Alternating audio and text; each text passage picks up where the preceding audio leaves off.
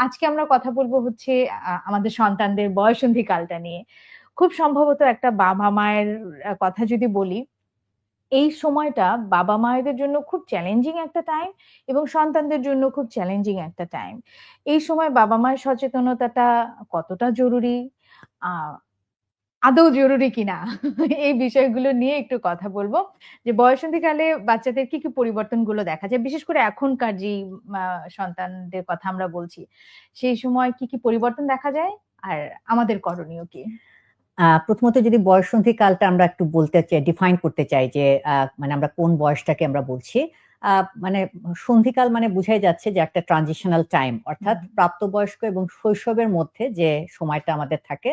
সাধারণত বিশ্ব স্বাস্থ্য সংস্থার মানে তার সংজ্ঞা অনুযায়ী আমাদের বলা হয় হলো 11 থেকে 19 বছর পর্যন্ত এটা আমাদের বয়ঃসন্ধি কাল বলে বিবেচনা করা হয়, এবং ছেলেদের ক্ষেত্রে একটু লেটে 13 থেকে সাধারণত ধরা হয় আর কি। আচ্ছা। তো এই যে আমাদের একটা মানে বেশ সময় আমাদের যে পরিবর্তনের মধ্যে দিয়ে যায়, এই পরিবর্তন হঠাৎ করে কিন্তু শিশু এক ধরনের তার আইডেন্টিটিটা তৈরি হয়, এবং শারীরিকভাবে সে যেমন পরিবর্তন হয়, এই পরিবর্তনটা যেটা দেখা যায় না সেটা হলো মানসিক নানা পরিবর্তন হয়, এবং এই মানসিক পরিবর্তনের জন্যেই অ্যাকচুয়ালি হলো খুব চ্যালেঞ্জিং। হুম, এবং এই পরিবর্তনগুলা যদি বাবা-মা অ্যাড্রেস না করে বা এই বিষয়টা না বুঝে তারা সেভাবে রেসপন্ড না করে, তাহলে তো ডেফিনেটলি হলো বাচ্চার নানা দিক থেকেই চলে যাওয়ার সম্ভাবনা রয়েছে। কাজেই এই সময় তারা একটা আবেগের প্রতুলতা থাকে।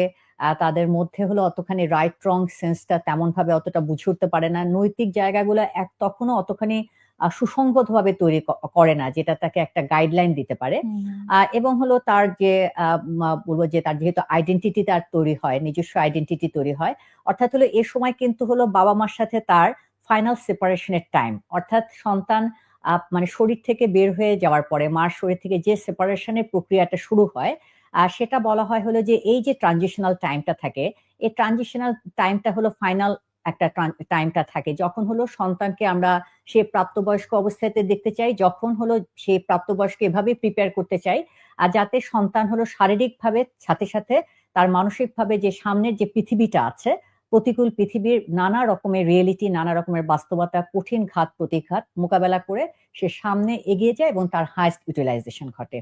তো বয়সন্ধিকালের আমরা শারীরিক পরিবর্তনের কথা আমরা জানি, বিশেষ করে আসলে কিছুটা হরমোনাল মানে সাইট কিছু অ্যাক্টিভেট হয় বলে তার কিন্তু আমরা শারীরিক কিছু পরিবর্তন আমরা জানি যে নারী পুরুষের মধ্যে পরিবর্তন এবং হয়। এটা আর এটা আমরা বুঝতেও পারি হ্যাঁ, যে এটা বুঝতেও পরিবর্তন পারি যে হচ্ছে। বাইরে থেকে দেখা যায়।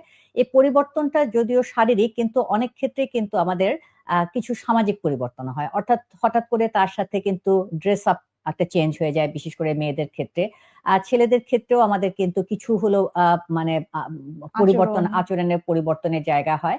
এবং হলো সাথে যেটা হয় হলো যে এই যে তার রোলটা, অর্থাৎ তার যে আগে যে রোলটা ছিল, অর্থাৎ হলো আগে যে মায়ের আঁচলের তলার মধ্যে ছিল, তার বাইরে আমরা এক্সপেক্ট করি, সোসাইটিও কিন্তু তার কাছ থেকে এক ধরনের এক্সপেকটেশন থাকে যেটা আগে ছিল না, যেমন তুমি বড় হয়েছো, তোমার এখন এটা বুঝতে হবে, হুম, এই হুম। জায়গাগুলো এক্সপেকটেশনটা থাকে।